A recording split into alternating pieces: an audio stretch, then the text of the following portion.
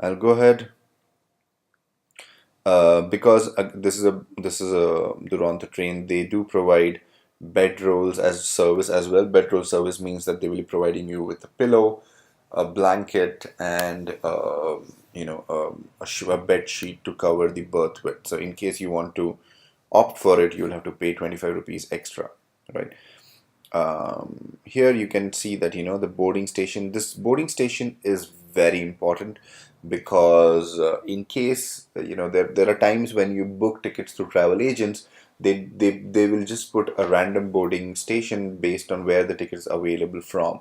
And if you do not notice that, and let's say you are planning to board the train from two stations after that station that is marked on the train on the ticket, it is possible that even though you have a confirmed ticket, you might be denied your seat on the train because the TT might have already done the checking of the seats and he would have marked you as someone who did not board the train or on the boarding station, and that will just give him a chance to say that this seat is not used and I can allot it to someone else. So make sure the boarding station is always selected as one where you're boarding from, right?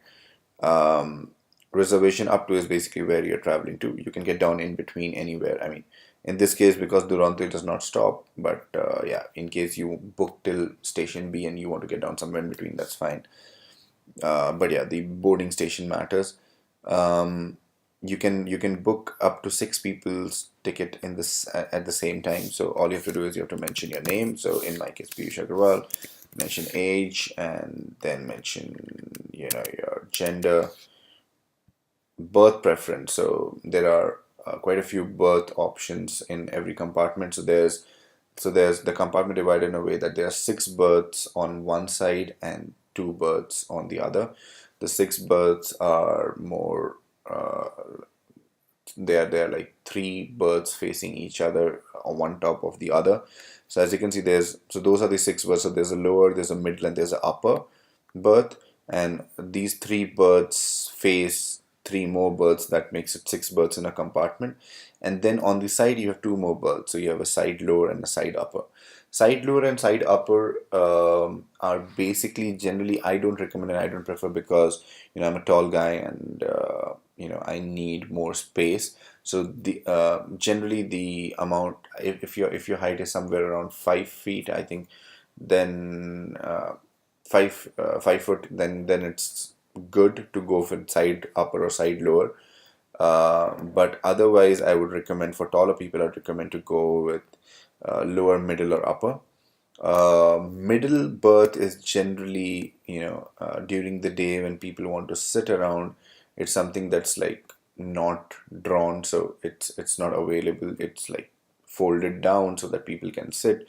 So in case you think that you'll be tired and you would like to sleep most of the time during the train, you should prefer for upper or lower. Lower is good to have, but yeah, it has the same issue like middle. I mean, if the people who have the middle seat and the upper seat, if they want to sit during the day, they will have to make sure that you'll have to make sure that you give them space and you let them sit. Um, but that's about it. So I generally prefer upper. I'll go with upper. You can select meal, that is what kind of meal you want. If you are a senior citizen that is above 65 years of age, you can get a discount, and if you want a bedroll, you can select that. So that's about it. Once you have filled all the options, go ahead. If there are children traveling with you that are below 5 years, go ahead and add the details here. Then select, so auto upgradation is, in case the train has a lot of cancellations and they have seats which in, let's say, you are traveling a sleeper and you don't mind if you get auto upgraded to air AC coach because that's what you wanted, but because the seats were over, you never got a chance to book them. You can select auto upgradation. In case they do have seats available in AC coach, there's a possibility that you can get it. Okay, it does not happen often, quite frankly, but I have frankly thought that there's no harm in checking this box, right? Also, in case you have some preference in the berths and you want to make sure that ticket is booked only if a berth of your preference is allotted as well, like let's say four of you are traveling, and one person is someone who cannot climb and they would like to have a lower berth, you can select options like, book only if the confirmed berths are allotted.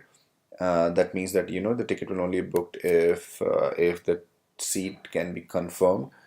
And these options basically provide you the option of saying that I would only like to book in if I get one lower berth, or I get two lower berth, or I get in a preferred coach ID. So all those options are available.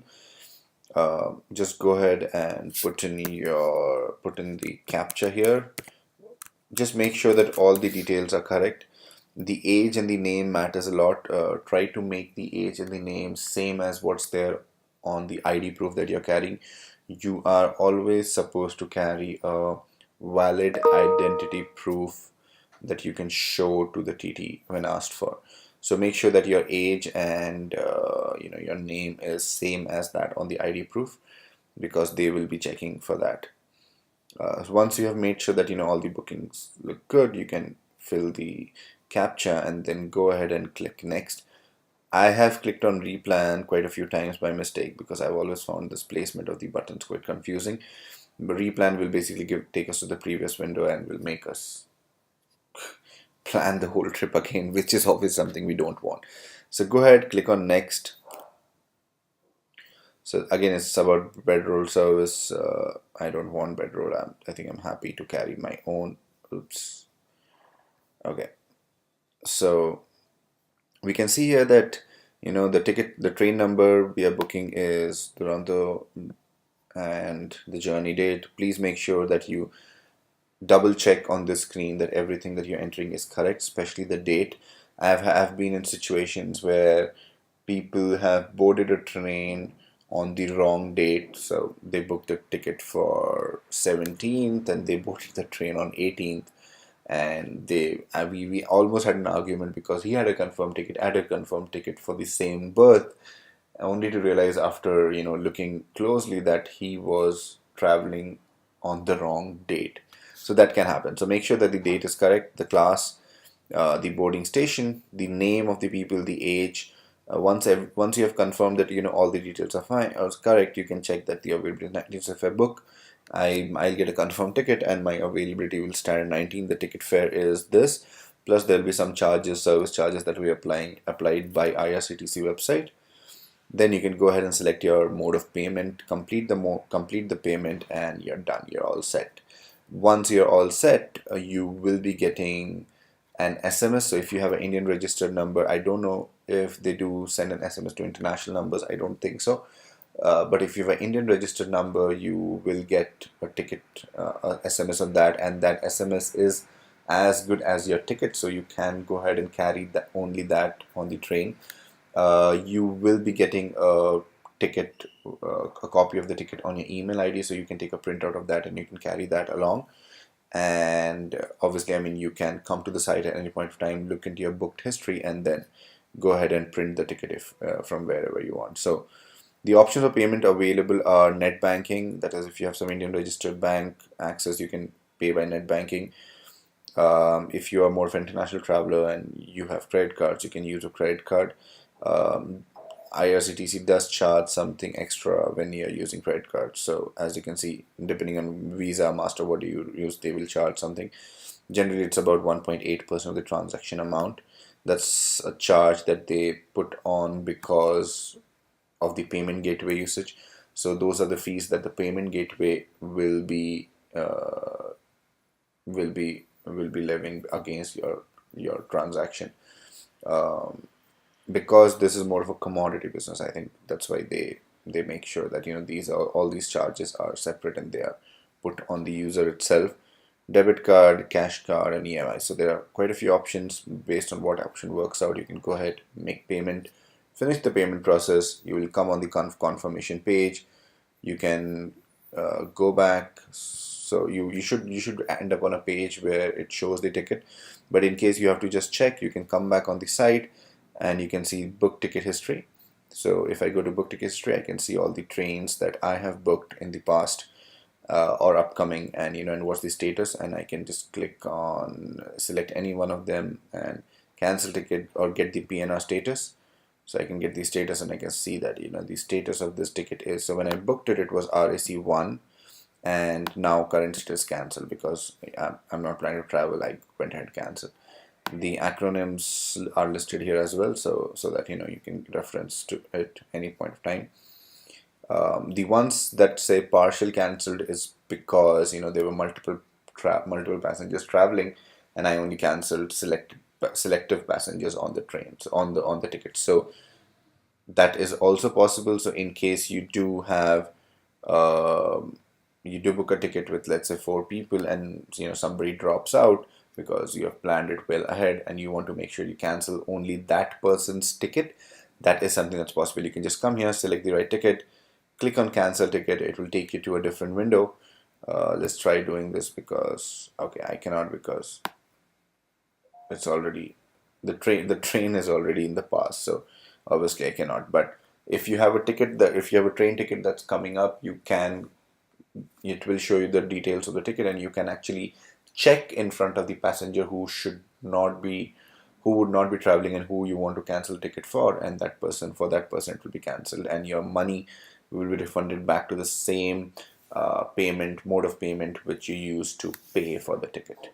Okay, so that's about it. So as you can see, the options for getting the ticket before your travel date are basically two. You can take a printout of the ticket, or you can get an SMS. If you click get SMS, you basically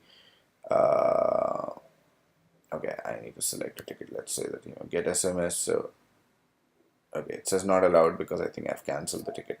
But anyway, so if you have a proper ticket, you can click on get SMS, and you will actually get an SMS on your registered number with the ticket, right?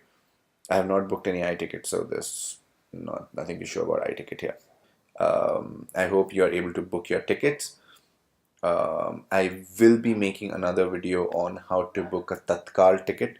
A Tatkal ticket is what you book when just one day before the train is about to leave, so you have to act quickly. So I can give you some tips around that on another video. But for this video, I believe it was quite extensive and I've been doing a lot of talking. But I hope you found it helpful and you can reference to it whenever you want to book a ticket on the great IRCTC.co.in site. Happy traveling in India. This was Piyush Agarwal from IndiTraveller.com. Follow me on Twitter, IndiTravlr, and let me know if you have any further questions in the comment section. Thank you.